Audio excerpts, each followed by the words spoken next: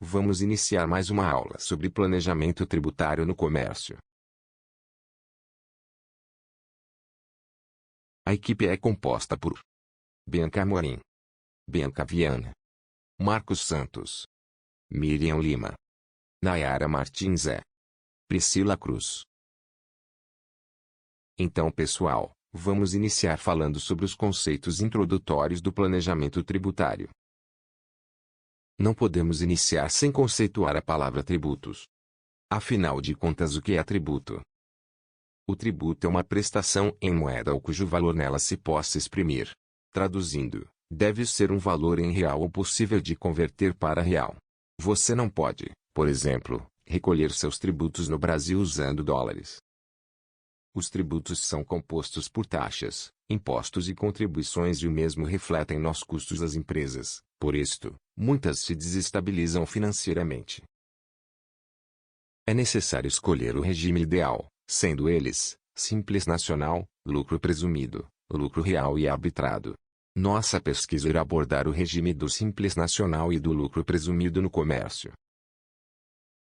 O planejamento tributário é preventivo, ou seja, projeta os impostos com base em anos anteriores, visa analisar e escolher o tributo de menor valor dentro da legalidade. Seu objetivo principal é a redução da carga tributária e postergar o pagamento do tributo de forma legal sem incidir multas.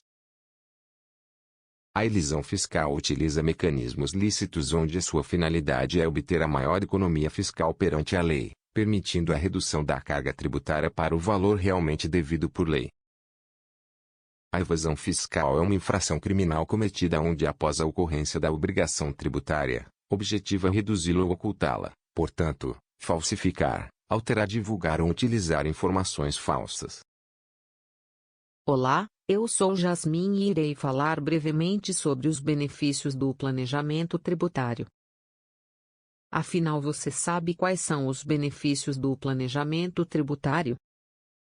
Dentro de um sistema tributário nacional tão complexo que contém 92 tributos em vigência no Brasil, o maior benefício é a redução da carga fiscal através do planejamento tributário, onde através das transações financeiras serão analisadas as tributações corretas e suas alíquotas. Em decorrência da legalidade, evitará a ocorrência de multas e atuações, permitindo a continuidade da entidade. Projetar corretamente os tributos e, através do planejamento das despesas, evitar a desestruturação financeira não prevista, munindo a alta gestão de informações financeiras confiáveis. Através das transações financeiras da empresa, tornar possível determinar o regime tributário mais favorável e as suas tributações incidentes de forma correta, podendo até mesmo ocasionar não só na redução, mas também no retardo dos seus pagamentos. Pessoal, voltei. Vamos retomar falando sobre o Simples Nacional voltado para o comércio. Para ingressar no Simples Nacional é necessário enquadrar-se na definição de microempresa ou de empresa de pequeno porte, cumprir os requisitos previstos na legislação, formalizar a opção pelo Simples Nacional. As características principais são: ser facultativo, ser irretratável para todo ano calendário, abrange os seguintes tributos: IRPJ, CSLL, PIS, PASEP, COFINS, IP, ICMS, ISS e a contribuição para a Seguridade Social destinada à Previdência Social a cargo da pessoa jurídica, CPP. Recolhimento dos tributos abrangidos mediante Documento Único de Arrecadação, DAS. Disponibilização às micro e pequenas empresas de sistema eletrônico para a realização do cálculo do valor mensal devido, geração do DASI, a partir de janeiro de 2012, para a constituição do crédito tributário. Apresentação de declaração única e simplificada de informações socioeconômicas e fiscais.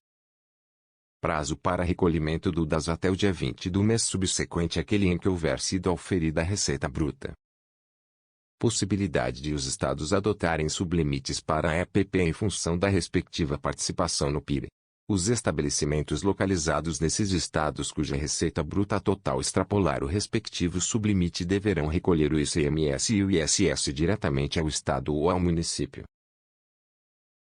As qualificações exigidas para a empresa ser tributada pelo regime do Simples Nacional. Faturamento limitado a R$ 4,8 milhões por ano. Empresas sem débitos como INSS. Empresas regulares quanto aos cadastros fiscais. Quem não exerce atividade com serviços financeiros. Quem não presta serviços de transporte, exceto serviços de transporte fluvial.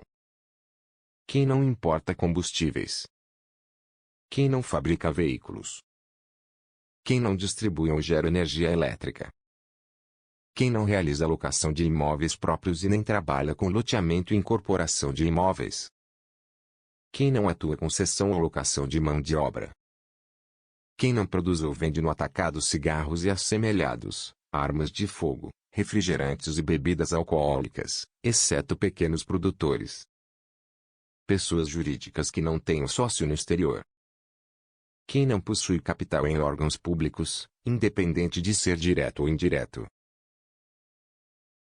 Vamos aprender sobre como calcular no Simples Nacional.